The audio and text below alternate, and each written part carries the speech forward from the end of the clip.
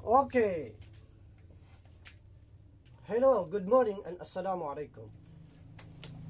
I think this is now a 15th video of our lecture.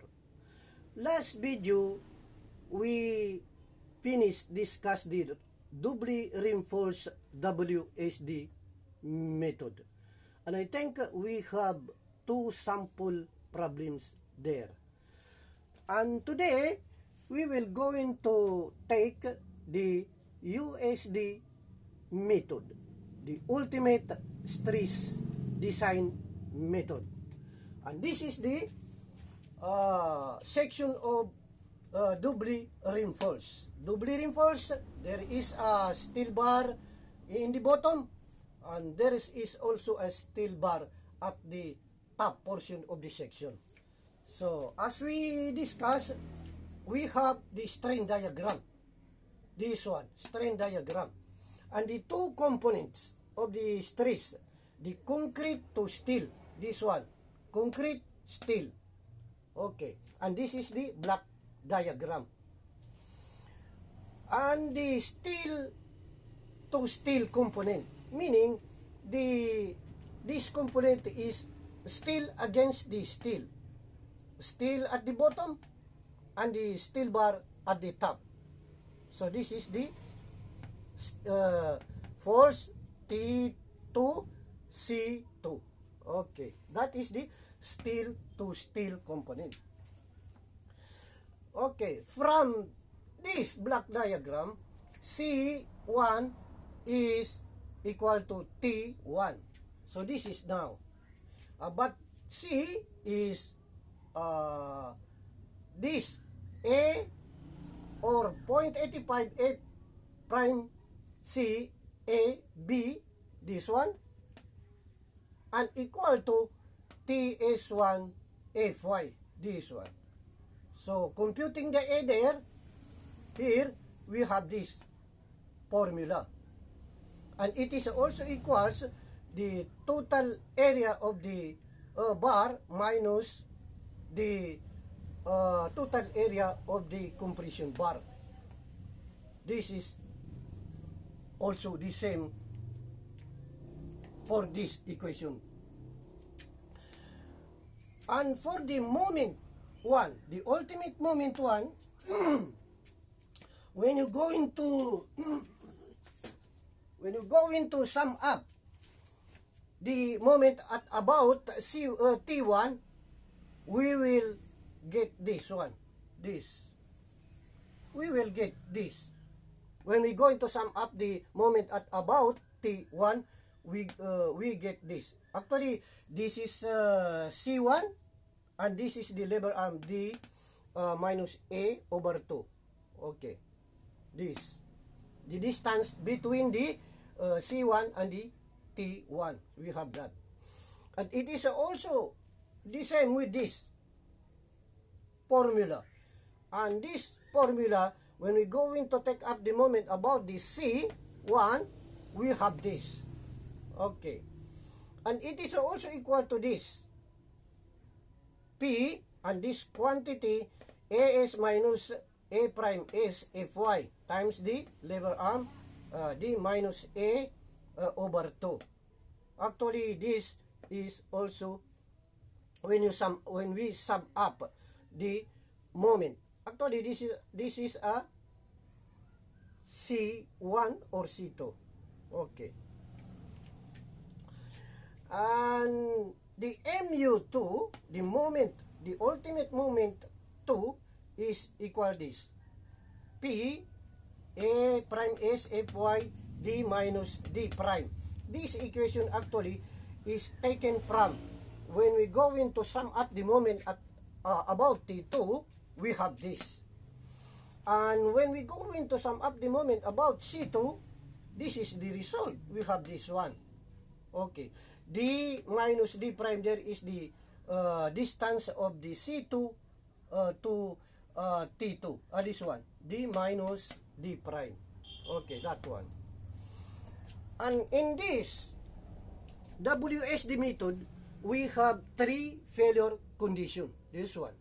Number one, condition is Fs greater than or equal Fy, and F prime S greater than equal Fy. This is the first condition. And the second condition is F prime S greater than or equal Fy, and Fs less than Fy. And the third one is Fs greater than or equal Fy, and F prime S less than Fy. Those are the three failure conditions. And to check the failure condition of the section, we have two methods there. The specifications and the alternate method. Specification, National Structural Code of the Philippines. We have this.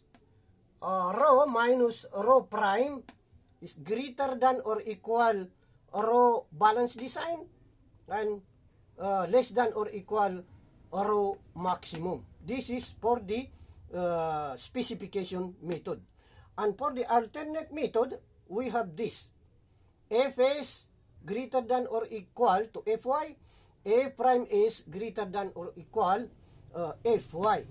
This condition, comparison, or situation, the section is under tension failure. The value of rho is equal to AS, the total cross-sectional area of the steel bar, over BD. And rho prime is equal to total area of the compression bar over BD. Yes. And the value of rho balance design there is this one, this formula. 0.85 F prime C beta sub 1 D prime over Fy D times 600 over 600 minus Fy. This is the formula to compute the rho balance design. Okay. And the maximum rho is, as what we have explained before in the previous videos, is 0.75 of the rho balance. And this rho balance actually is already discussed in the previous videos. And these are for the NSP or specification method to compute either the section is tension failure or compression failure.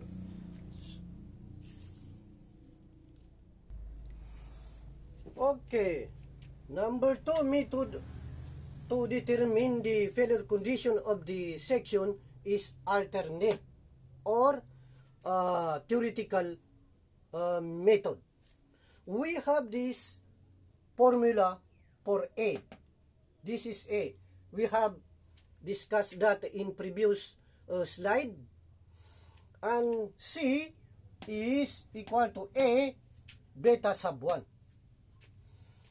And for tension failure condition of the section, we have this formula. Fs equal to this, greater than or equal Fy. And F prime S equals this equation must be greater than or equal Fy. Okay.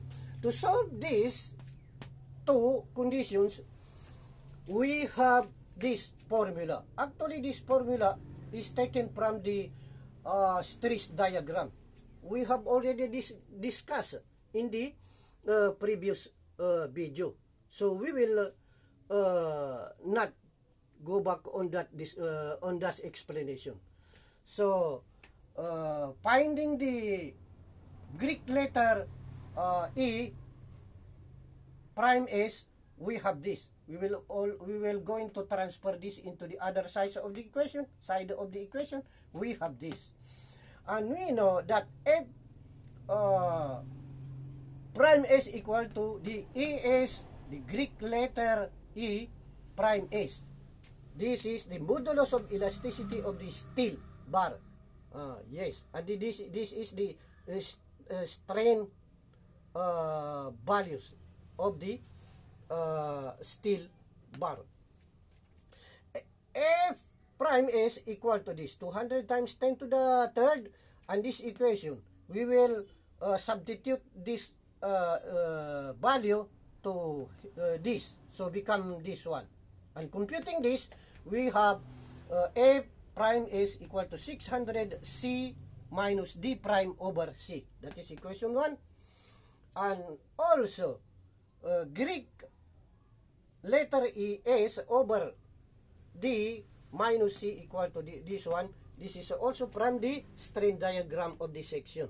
So computing this Greek letter S, we have this. We know also Fs is equal to Es, Greek letter E, S. So 200 times 10 to the third times the value of this one, value, we will substitute here. So we have Fs equal to 600 times the quantity D minus C over C, and this is equation 2, and that is for the analysis of the doubly reinforced WSD method. And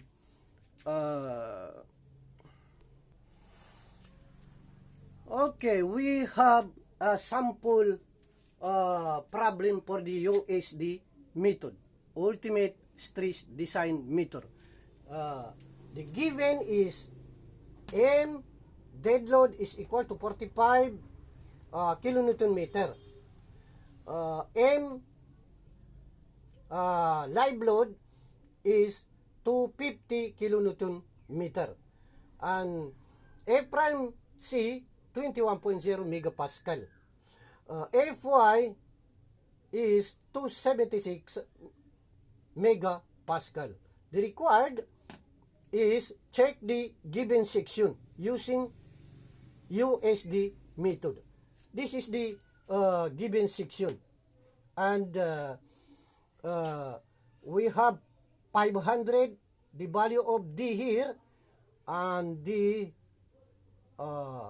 between the or the spacing vertical spacing of the reinforcing bar is 60 millimeter, and from the centroid of the bar here to the bottom fiber of the beam is 70 millimeter, and the base of the section is 300, and the whole depth of the beam is 600 millimeter. Okay, we will go into solve this in the next video, inshallah. Thank you and good day.